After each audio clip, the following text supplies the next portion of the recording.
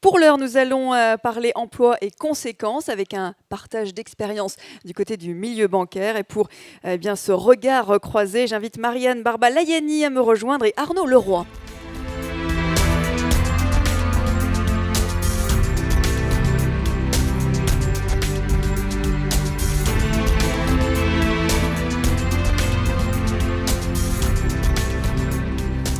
Bonjour.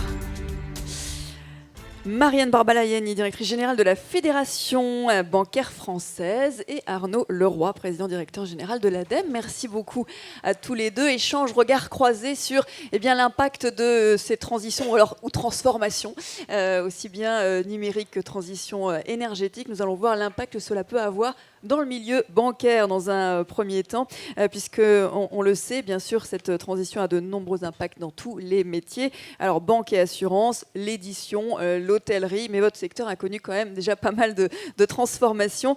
Quelles sont ces grandes évolutions et leur impact alors sur les emplois et les compétences ?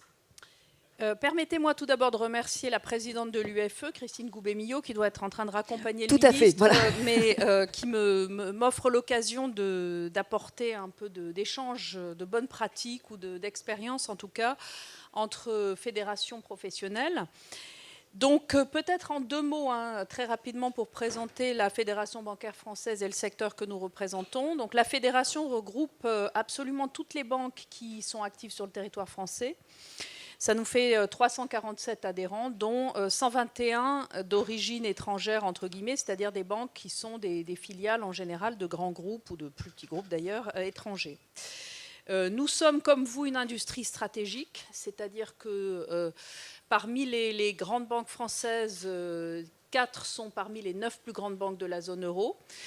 C'est un des domaines dans lesquels la France est plus performante que l'ensemble de ses voisins de la zone euro, y compris l'Allemagne. Donc ça mérite d'être souligné, puisque nous avons des centres de décision en France. Et je passe sur le fait qu'au-delà du secteur bancaire, nous avons une place financière avec la place financière de Paris, que nous espérons bien voir se développer encore, notamment dans le contexte du Brexit.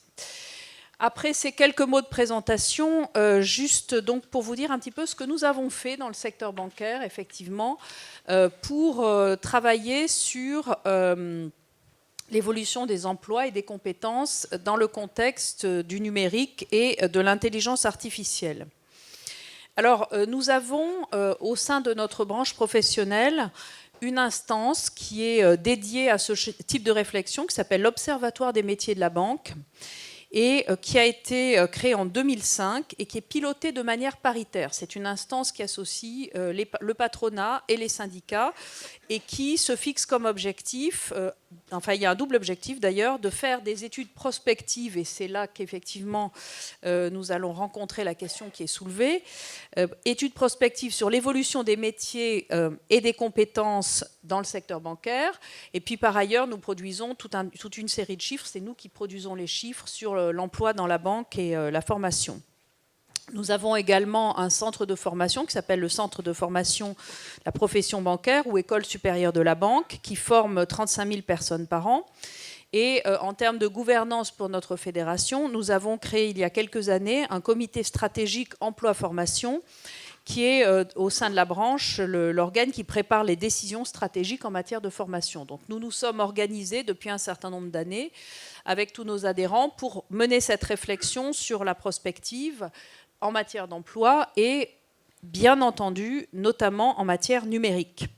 Alors, le numérique dans la banque, je ne sais pas si la dame qui a posé une question tout à l'heure sur la banque dans le numérique est toujours là, mais je serais ravie d'y répondre ensuite.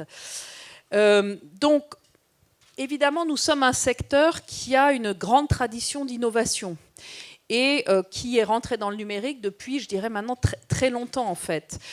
Aujourd'hui, les personnes qui sont assises dans la salle ont en général leur banque dans leur poche sous forme d'applications bancaires, puisque les applications bancaires sont aujourd'hui les 3e plus utilisées d'ores et déjà en France, donc derrière les réseaux sociaux dont on a parlé tout à l'heure et les applications sur la météo. Alors, qu'est-ce que ça veut dire ? Ça veut dire que la révolution, elle est déjà en grande partie intégrée dans le secteur bancaire. sans aller jusqu'à dire que c'est terminé, parce que tous les travaux que nous avons faits ont montré que, bien entendu, on a déjà considérablement évolué, les pratiques organisationnelles, les process ont été déjà très largement impactés, mais notre analyse, c'est que nous n'en sommes qu'au début et surtout que les évolutions s'accélèrent. Je pense que c'est le maître mot de ce que l'on constate, nous, c'est-à-dire véritablement une accélération des transformations, une accélération de l'arrivée des innovations, qui se traduit aussi dans notre secteur par le fait qu'au-delà des acteurs existants et qui sont eux-mêmes devenus des grands acteurs digitaux, nous avons toute une série de start-up, ou parfois d'ailleurs d'entreprises qui sont devenues maintenant assez importantes, qu'on appelle les fintech. Dans notre domaine, ce sont c'est le terme que l'on emploie pour toutes les entreprises qui viennent innover sur toute ou partie de la chaîne de valeur chez nous. Et donc, depuis longtemps, on a intégré aussi cette innovation externe, soit par des partenariats, soit d'ailleurs par des rachats. Les grandes banques françaises sont friandes de rachats d'un certain nombre d'entreprises de technologie et de fintech. Ce qui a le plus évolué, c'est nos process, nos organisations, c'est aussi nos clients. Évidemment, les canaux de relations clients qui évoluent, ben oui, le physique et le numérique. Ouais. Vous tous, vous toutes, vous n'avez plus envie d'aller dans votre banque lorsque vous avez un virement à faire pour remplir un papier en 3 exemplaires, le remettre à un guichetier, etc. Donc, évidemment, tout ceci maintenant est automatisé. Et en fait, notre analyse, c'est que aucune banque ne peut imaginer survivre un instant si elle n'a pas un service digital, 1, à la hauteur, et 2, qui s'upgrade en permanence, parce qu'on est en face de clients qui sont dans un univers numérique dans tout un tas de domaines. C'est aussi le cas de nos salariés, d'ailleurs. Un des énormes challenges qu'on a eu à traiter dans les banques il y a une dizaine ou une quinzaine d'années, c'est que les salariés des banques étaient extrêmement frustrés par le fait que l'informatique qu'ils avaient à leur disposition dans leurs entreprises n'était pas aussi performante que celle qu'ils avaient chez eux. Et donc, c'est un sujet aussi dans les entreprises de l'énergie. Hein. Enfin, c'est un peu je pense que c'est un sujet partout. C'est pour ça que je pense que Christine Goubet-Billot m'a demandé de venir, parce que c'est intéressant de faire ce partage d'expérience.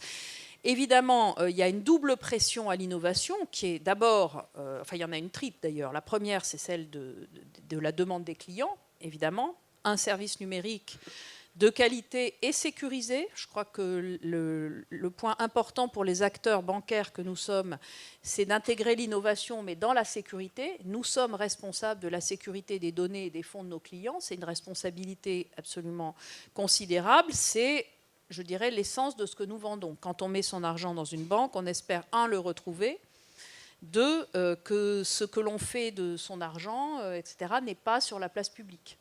Bon, ça peut paraître banal et trivial, c'est quelque chose qui est aujourd'hui percuté par l'approche que peuvent avoir d'autres acteurs, qui sont les grands acteurs du numérique, qui s'intéressent beaucoup aux données bancaires et qui peuvent avoir très envie d'utiliser les données bancaires de manière beaucoup plus ouverte. Donc il y a des batailles très très importantes qui se passent souvent à Bruxelles d'ailleurs autour de textes, et ce n'est pas le sujet aujourd'hui, mais c'est évidemment pour nous quelque chose de très important. Alors, qu'est-ce que nous avons fait ? Donc, on a l'évolution des usages clients, on a l'évolution des process, l'intérêt évidemment financier ou de rentabilité d'intégrer des innovations pour faciliter des process. Nous sommes une industrie de masse.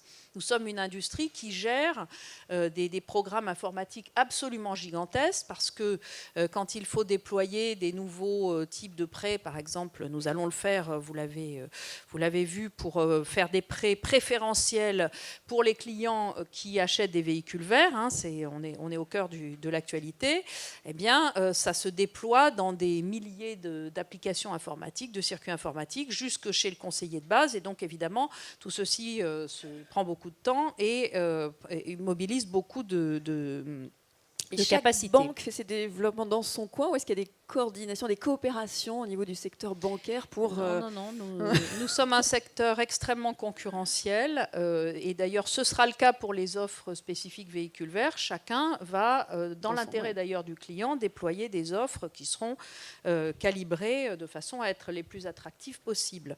Mais effectivement, c'est chaque entreprise qui est responsable de ces développements. Alors, s'agissant des salariés, ça fait longtemps effectivement qu'ils ont développé avec leurs clients une relation dite multicanale, donc à la fois une présence physique qui reste une des marques de fabrique extrêmement fortes des banques françaises. On a des réseaux, toutes les grandes banques françaises ont des réseaux territoriaux très développés qui sont plutôt en phase de regroupement d'agences, mais vous ne voyez pas de disparition d'agences bancaires comme on a pu le constater dans certains pays. C'est une des marques de fabrique de la banque française. Cette marque de fabrique, nous l'avons caractérisée dans nos valeurs sous le terme de proximité. Mais évidemment, le numérique permet aussi de réinventer la proximité, parce que la proximité, ça peut passer aussi par des modalités de contact avec le conseiller qui sont renouvelées, multipliées. C'est ce qu'on a appelé le multicanal. Et donc, nous, le modèle dominant, parce que j'ai aussi dans mes adhérents des banques qui sont purement des banques en ligne, etc. Mais le modèle dominant en France, c'est un modèle qu'on appelle phygital. C'est un terme qui existe dans d'autres secteurs, qui mélange la présence physique et le digital. Alors, quelles conséquences de tout ça sur les emplois et les compétences? Et je terminerai par là. Ça a été un des grands chantiers, et c'est toujours un des grands chantiers de notre observatoire, notre observatoire des métiers de la banque, avec plusieurs travaux paritaires qui ont été menés. En 2014, il y a eu un premier travail paritaire qui s'appelait l'impact du numérique sur les métiers de la banque. Pardon. En 2016, nous avons poursuivi dans cette veine donc, la banque à 2020-2025, emploi et compétences, quelles orientations. Et puis en 2017, nous avons commencé à travailler sur le sujet qui était présenté tout à l'heure, c'est-à-dire l'intelligence artificielle. Donc en 2017, notre observatoire a publié un rapport qui s'appelle « Intelligence artificielle, humain, compétences, quelle synergie pour la banque de demain ?» Et nous sommes en train de travailler un rapport qui doit sortir, si tout va bien, en décembre, qui s'appellera « Nouvelles compétences, transformation des métiers, réussir l'accompagnement au changement ». Donc c'est un travail permanent qui est mené avec les salariés. Moi, je dois dire que j'étais extrêmement intéressée par la présentation de tout à l'heure. Il y a juste un petit mot qui m'a frappée et un peu choquée, je dirais, c'était « l'humain, c'est ce qui coûte cher et ce qui met du temps ». Peut-être, c'est pas véritablement comme ça qu'on voit nos salariés dans la banque, et nous, comme je vous l'ai dit, on croit plutôt au modèle phygital. Qu'est-ce qui va assurer, je vous laisse si vous voulez, voilà, vous hydrater, qu'est-ce qui va assurer le succès de cette transformation finalement qui n'en est qu'au début, j'imagine. Donc comment vous allez accompagner, vous avez parlé de ce projet d'accompagnement du changement, qu'est-ce qui va faire que ça va fonctionner? La première chose que nous faisons, c'est essayer de partager autant que faire se peut les analyses. Donc ça, c'est le rôle de notre observatoire qui fait de la prospective sur, par exemple, la banque à 2020-2025. C'est extrêmement intéressant de travailler avec nos syndicats et les salariés des banques sur quelle est la vision de la banque à 2020-2025. Ça permet déjà assez largement de battre en brèche un certain nombre de fantasmes, parce qu'après tout, on pourrait se dire que le patron de banque de base, il se dit effectivement, l'humain, c'est ce qui coûte cher et ce qui met du temps, donc je vais virer tout le monde et je vais remplacer tout le monde par des machines. Ça fait partie des grands fantasmes qui se développent, pas uniquement dans le secteur bancaire, dans tout un tas de domaines. Donc déjà, partager des scénarios. Accepter aussi que face à ce changement qui est absolument majeur et qui bouleverse toutes les industries, mais notamment la nôtre, il n'y a pas un scénario unique. Donc il peut y avoir des gens qui s'imaginent qu'effectivement toutes les agences bancaires vont fermer, qu'on va se retrouver avec beaucoup moins de salariés, etc. Encore une fois, ce n'est pas le scénario central que nous voyons, mais effectivement, tous ces scénarios ont été discutés avec les salariés, etc. Donc déjà, partager un travail, une prospective sur le sujet. La deuxième chose qui est très importante, c'est la formation. Bon, ça a été dit d'ailleurs tout à l'heure par l'intervenant. Évidemment, les attentes des clients et les salariés changent. Quand on va voir son client, c'est pour une raison spécifique. Quand on va voir son banquier, c'est pour une raison spécifique. Un accompagnement important. Donc on attend plus de compétences. Ça se reflète d'ailleurs de manière extraordinairement rapide dans notre recrutement. C'est-à-dire que dans les 42 000, on fait à peu près 40 000 embauches par an. On en a fait 42 200 l'année dernière. C'est à peu près stable comme montant, ça a même un petit peu augmenté, même si on n'est plus créateur net d'emplois. On a une légère diminution de l'emploi bancaire depuis quelques années. Dans ces embauches, nous sommes passés en quelques années à une part très importante d'étudiants diplômés Bac+5 et plus. On continue à recruter assez massivement au niveau Bac+2, ce qui était le grand volant de recrutement du secteur bancaire historiquement. Ça reste important, mais on voit une élévation du niveau de compétences à l'embauche, évidemment. Et puis ensuite, on a des objectifs de formation extrêmement ambitieux. Le secteur bancaire consacre 4,4% de sa masse salariale, soit à peu près 500 millions d'euros par an, à la formation continue de ces 366 200 salariés sur le territoire français. La moyenne dans les entreprises françaises est de 2,6%. Donc on voit bien qu'on a un effort de formation très important. Et nous nous sommes attachés spécifiquement à la question du numérique, avec, dans le cadre du pacte de responsabilité, l'engagement des employeurs, qui a été mis en place d'ailleurs, de créer une certification autour d'un socle de compétences en matière numérique qui est ouvert à tous les collaborateurs sur la base du volontariat. Donc il y a effectivement tout un travail qui est fait, qui n'est pas fini évidemment, parce que comme je le disais, les changements accélère, et donc ce que nous avons besoin de faire, c'est de dialoguer énormément, patronat et syndicats au niveau de la branche, et puis aussi de traduire ceci très concrètement dans les organisations bancaires, à la fois au niveau des organisations RH et des centres de formation. Alors, évidemment, ces évolutions touchent tous les secteurs. Avant de parler de la transition écologique, énergétique, Arnaud Leroy, quel est votre regard sur ces transformations liées au digital et à toutes ces évolutions ? Écoutez, je pense que c'est indéniable, on ne pourra pas arrêter la machine. Nous, ce qu'on observe depuis l'ADEME, que je pense à peu près tout le monde dans la salle connaît, c'est que, il y a un coût énergétique qui n'est pas anodin de cette transformation digitale, qui passe souvent en dehors des radars, parce qu'il y a le côté un peu fun du digital et on ne regarde pas les effets externes. Donc nous, on est en alerte là-dessus. Donc c'est en consommation énergétique. Donc sur les data centers en particulier. Par exemple, et aussi les appareils, les recharges, tout ça. Donc c'est quand même pas anodin quand vous avez des parcs de plusieurs millions de tablettes. Le président Brotte n'est plus là, je pense qu'à un moment donné, ça commence à se voir. Ça aussi en termes de consommation. Et l'aspect aussi qui n'est pas anodin pour l'ADEME, c'est la question ressources, notamment la question des matières rares.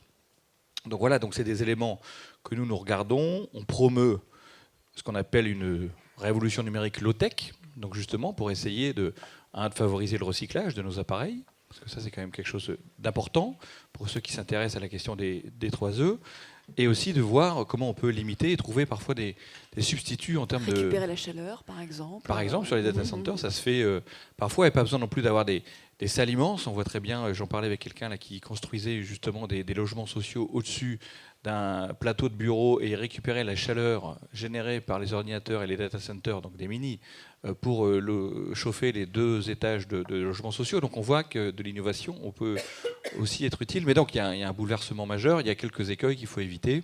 Voilà, pas se retrouver demain dans une dépendance accrue à des matériaux, des minerais qu'on n'est pas capable de trouver chez nous, malgré notre territoire national assez conséquent et présent sur l'ensemble de la planète. Voilà, et sans forcément aller délocaliser voilà. au Groenland pour qu'il y ait du froid. Voilà, j'ai entendu aussi parler de ça. Enfin, il y a plein d'options, mais autant les maîtriser.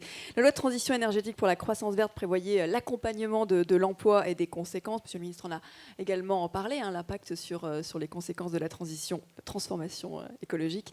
Un vrai sujet complexe et sensible pour les entreprises, salariés et collectivités territoriales. Qu'en est-il de cette vague verte que l'on attend depuis déjà quelques temps? Est-ce que vous avez des exemples concrets peut-être de création d'emplois à partager? Non, alors moi je suis attaché au mot de transition. Ok, on le garde. Je pense qu'il faut... on est dans un chantier qui n'est pas anodin. Et au-delà de la question énergétique, vous savez, l'ADEME s'occupe d'autres choses que de l'énergie. Donc voilà, agence des transitions, on parle d'alimentation par exemple. Donc on voit très bien qu'on est dans une phase qui va nous amener sur plusieurs décennies. Donc je pense que le mot transition est aussi rassurant, parce qu'il y a quelque chose de progressif. Et moi je ne fais pas de procès au petit pas, je pense qu'il faut y aller. Et on voit très bien que quand on veut faire des grandes enjambées sans trop bien lasser ses chaussures, on trébuche. C'est ce qui se passe actuellement.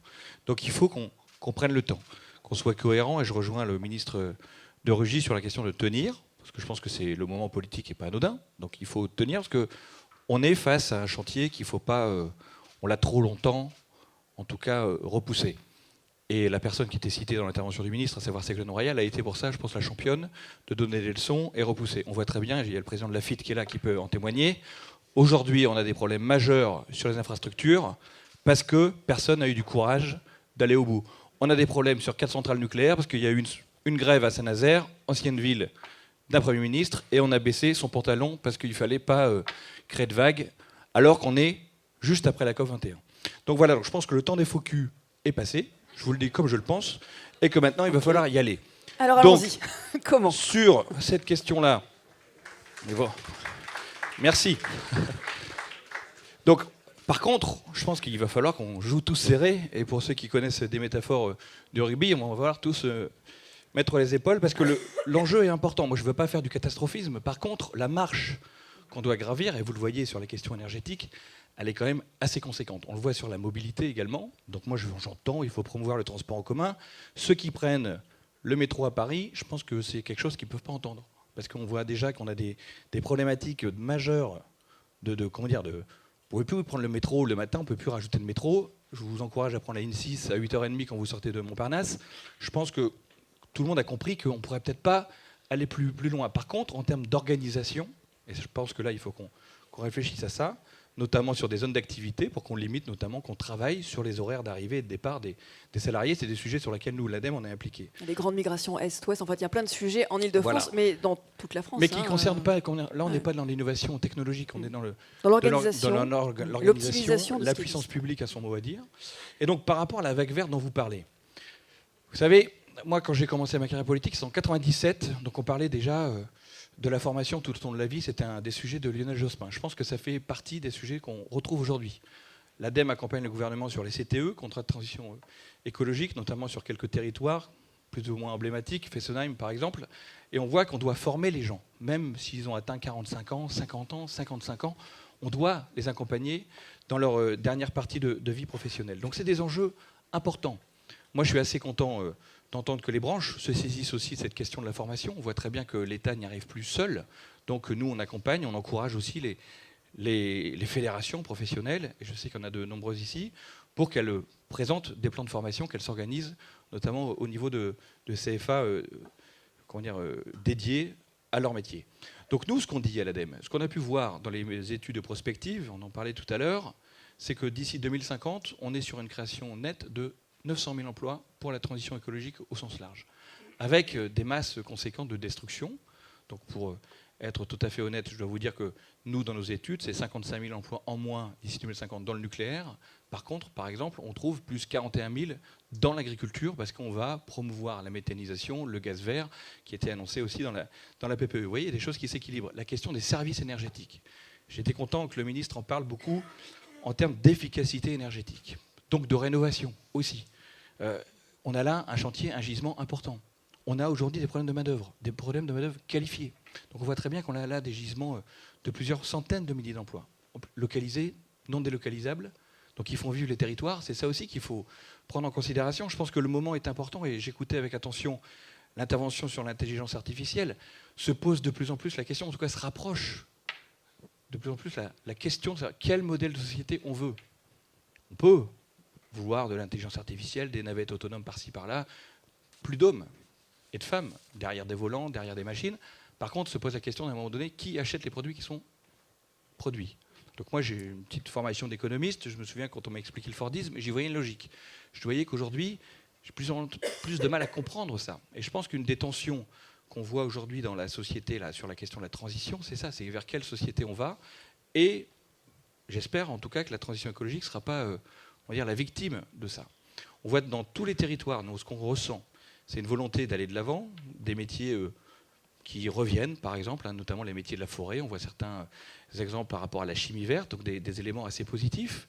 Mais il faut qu'on encourage, qu'on maintienne, qu'on parfois subventionne le temps de la transition, et ça sera le cas pour les territoires qu'on devra fermer. Donc il y a une donnée budgétaire qu'il ne faut pas non plus prendre à la légère, et je pense qu'actuellement, moi j'ai des vraies interrogations sur notre capacité à assumer une transition écologique à coût constant. On ne pourra pas faire, c'est un investissement d'avenir. Il faut qu'on se prenne quand même du temps pour regarder combien ça coûte, qu'est-ce qu'on peut essayer de faire financer, notamment par des aspects européens. Le ministre parlait de la coopération européenne sur la question des réseaux. Voilà, aujourd'hui, on est tous confrontés à cette transition qu'il faut accompagner. Donc, en termes de vague verte, on va dire, c'est un peu comme les surfeurs, parfois on attend longtemps. La vague, on a un début de vaguelette, on a des emplois, vous le voyez pour ceux qui connaissent les chiffres du solaire, de l'éolien. On est quelques-uns à militer pour conserver des unités de production, notamment de panneaux solaires en France. On a des bonnes structures, des bonnes ETI, genre VTech dans l'Est de la France. Il faut qu'on arrive à combiner aussi en gardant une capacité industrielle sur ces sujets-là. Mais on a une capacité, en tout cas, de création d'emplois nets qui n'est pas anodine. Et même dans le métier de la banque, même si ce n'est pas ma spécialité, je pense par exemple, moi j'étais un des promoteurs de la finance durable, la finance verte, donc il va falloir former les gens, notamment pour placer des produits nouveaux, expliquer. Je pense qu'une des difficultés qu'on a eues pendant très longtemps sur les prêts qu'on appelait éco-PTZ, c'était aussi une difficulté peut-être d'appréhension par les conseillers pour placer ces produits. Vous avez toujours, pour ceux qui s'intéressent à ça, toujours beaucoup d'argent disponible sur les sujets de transition écologique. Depuis très longtemps. Ça a été lancé par Jean-Louis Borloo, cette éco-PTZ, et on voit très bien qu'on en a eu très peu de distribués parce que justement, il n'y a peut-être pas eu le travail de formation, de dialogue aussi avec le secteur bancaire pour qu'il soit présenté de manière beaucoup plus positive. Dernier point sur la banque, un acteur qui n'est pas anodin dans la transition énergétique et écologique, que sont les banques de crédit à la consommation. Là, on voit très bien, par exemple, sur nos sujets, pour ceux qui s'intéressent à l'autoconsommation, par exemple, ou l'installation de panneaux photovoltaïques pour la production d'eau chaude, on voit très bien qu'on a eu, et on a encore quelques sujets de phénomènes d'écodélinquance qui parfois freinent, par le mauvais exemple, le fait d'arriver à une transition écologique beaucoup plus large. Donc voilà, c'est des sujets sur lesquels je pense qu'on sera peut-être amené à rediscuter plus tard avec le secteur bancaire. Mais en tout cas, vous voyez qu'on a beaucoup d'opportunités de métiers gris ou bruns qui vont aller muter vers du vert et des métiers nouveaux liés à la transition écologique. Mais vous avez partagé ce besoin des artisans dans certaines compétences aujourd'hui, notamment sur la transition, sur l'efficacité énergétique des bâtiments. L'ADEME, c'est quoi son rôle précisément pour aider ce secteur-là? Si on prend un exemple très concret, pour qu'on trouve les bonnes compétences au bon endroit sur l'ensemble du territoire français. L'ADEME s'assure surtout que les labels qui ont été créés, donc Qualibat, Qualité ENR, Qualité LEC, restent de qualité. Donc on maintient le niveau de RGE. On est actif sur la formation. Donc on travaille avec les formateurs pour former. Parce que c'est ça aussi le sujet. Pendant très longtemps, on a donné des chiffres, plusieurs centaines de milliers d'emplois dans ci, dans ça. Je me souviens des conférences environnementales dans le quinquennat précédent dans lequel je siégeais sur ces ateliers-là liés aux emplois verts. On avait des problèmes de statistiques, de suivi. Je pense que là aussi, il y a un élément important, c'est que si on veut que les Français adhèrent à la transition écologique, à ce passage, cette mutation qui est inévitable si on veut simplement survivre et maintenir la démocratie dans notre pays.